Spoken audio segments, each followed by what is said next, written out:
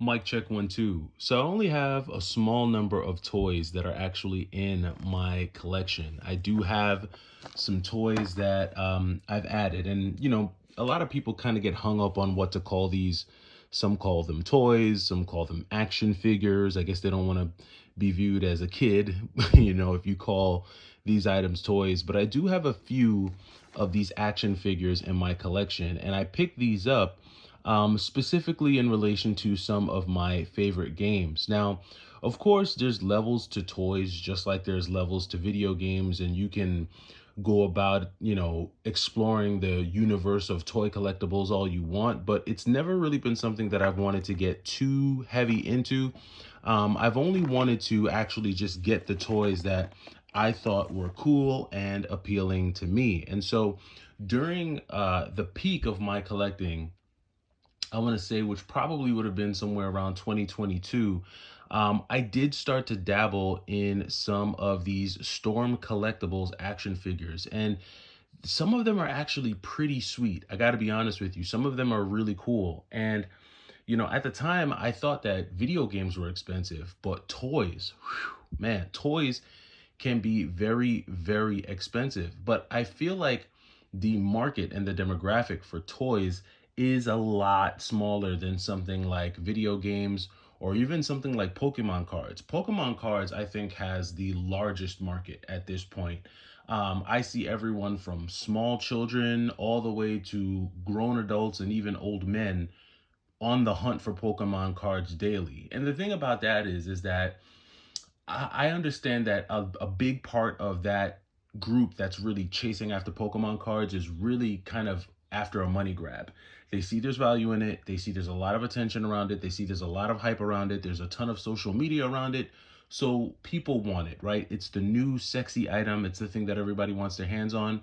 Whereas toys is a little bit more grounded. It doesn't have as broad of an audience. There's not as many people beating the door down to buy toys. But I will say that the toy collectibles market, those who are involved in the toy collecting community, those folks are diehard. They mean business and they do not play about their toys. So I kind of just wanted to show you guys just a few of the action figures that I have in my collection. Just kind of share with you why I got some of them. And, kind of just talk about, if these are items that I think I'm going to keep in my collection long term or not. So probably wind up showing you the back of these boxes, mostly because the plastic that they use on this stuff is like super like reflective. So you probably won't get a good shot of the action figures when I try to show them from the front. But the first one that you have here is this Streets of Rage 4 version of Axel Stone. Now, I remember when Streets of Rage 4 first came out, it was highly anticipated. It was the perfect blend of nostalgic themes and references while adding these new takes on just Streets of Rage beat 'em up combat with this really cool hand-drawn art style.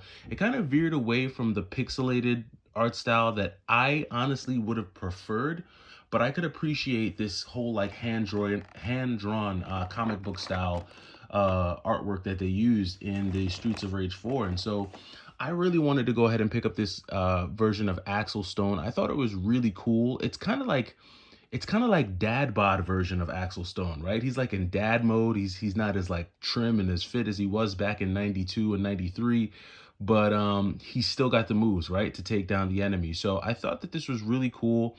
I love the fact that they included some of the notorious Streets of Rage weapons that you see throughout the level. Of course, the knife, the bat, the boomerang, different things like that. And this is a Storm Collectibles classic right here. Now, I actually kind of just went and looked up the value of this action figure recently because I was thinking about kind of moving some of my action figures out of my collection. And I was blown away to see that this action figure right now is going for somewhere around $180 to $200 on the aftermarket if it's still sealed in the box. Now, of course, your box can't have like a bunch of dings on it and stuff like that. It has to be in reasonably good shape. I would say that this box is probably a 7.5 out of 10, maybe an 8 out of 10. I know that there are some action figure collectors who are real sticklers on the box. Like everything has to be super neat. There can't be any dog earring or anything like that. It all has to be super trim. But this was one that I actually had planned on taking out of the box and positioning it somewhere on one of my game shelves to kind of like guard my games, you know. Yeah, I know, weird action figure stuff, but this is one that still wound up staying in the box. I haven't opened it yet. I don't know if I'm gonna open it now. I may just keep it in the box, but still display it as a display piece because you can still display these in the box. But there are other action figures that I do intend on opening up for sure. I think once I move into a more permanent type of game room situation, one of those action figures is actually this version of Sagat.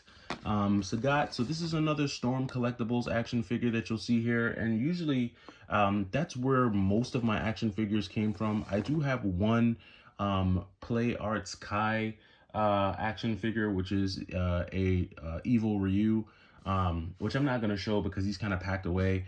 So you'll probably just see the Storm Collectibles, but this version of Sagat is actually really cool. Now, there's a number of toy companies and action figure companies that love to make many different versions of Sagat, but I went with this Storm Collectibles version because I felt like this is the one that got Sagat's proportions the best. I feel like, you know, in terms of Sagat, the action figure, the way they scaled him to height based on his character size, I think they did a really good job. I love the way they did the opposable limbs and things like that, where you can kind of position him in the position of his tiger uppercut or his tiger knee, or, you know, his tiger, you know, projectile attack. So I think they did a really good job with this. And then also, obviously, all the different facial expressions that Sagat has within the game. I just thought they did a really good job here. This was one that I was actually going to take out the box because, to be quite honest, when I got it, I felt like it was opened already, even though it was sold as new.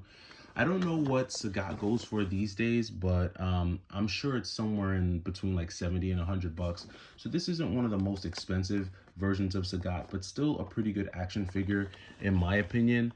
I would say probably one of my best action figures is this version of Zangief. So you'll see that there's a lot of beat 'em up characters that I have, and mainly a lot of Street Fighter. That's typically what I go for, but I don't go for like your typical Street Fighter characters. Like I don't have a bunch of Ryu and like Ken and Chun-Li. I actually like the bad guy characters. I think the characters of the bad guys actually look a lot better than like the Ryu and Ken, just in my opinion. And Zangief is one of the best Storm Collectible action figures that I think are produced, period. And he's also one of the most expensive. There's actually another company that makes a different version of Zangief. I think they make the Street Fighter 4 version, the Street Fighter 4 Ultra version of Zangief, where he has the green leotard. Man, that action figure goes for like 300 to 400 bucks, but it is sick. In my opinion, it's one of the most sick versions of Zangief. I was just not willing to pay that much money for a Zangief action figure.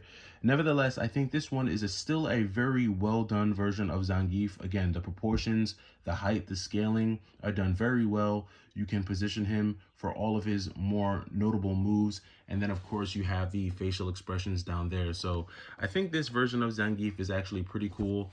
This box is actually opening. I've had it for quite some time. I think this one might have been the one that was actually open. But this version of Zangief is actually pretty cool. I may take it out and I may position him as well. But this is another one that I have in my collection, this pretty neat Zangief action figure. The last action figure that I'll show you is probably one of my favorite. I know I said Zangief is one, but I really like this one. And there's damage to the box on this one, but I don't really care. This is my version of E Honda. Now, again, this is the Street Fighter V Championship Edition version of E Honda, which is a little bit different from the Street Fighter Ultra versions. These versions of Sagat and Zangief are based on like the older Super Nintendo games.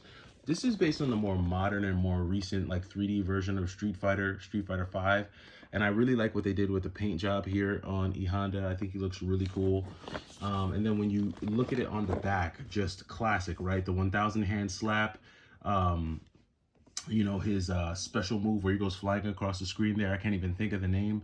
But I really like how this E Honda was done. I think it's a really good looking character, to be honest with you. Very good job on the paint and the facial expressions. I think Storm Collectibles is definitely one of the leaders in the action figure space. And yeah, it's just something a little bit different that I have in my collection that I don't often talk about, but I am an action figure head. I just don't collect them as much as I would like to. But Storm Collectibles is definitely one of my favorites, and then Play Arts Kai comes right behind them. But let me know what you guys think. Are you guys into action figures? Do you think they're cool? Do you do the more official, 1/10 scale action figures, or are you more into like the Toy Biz old school action figures? Let me know what you think down in the comments below, and I'll catch you in the next video. It's the Y2K Collector. Take it easy.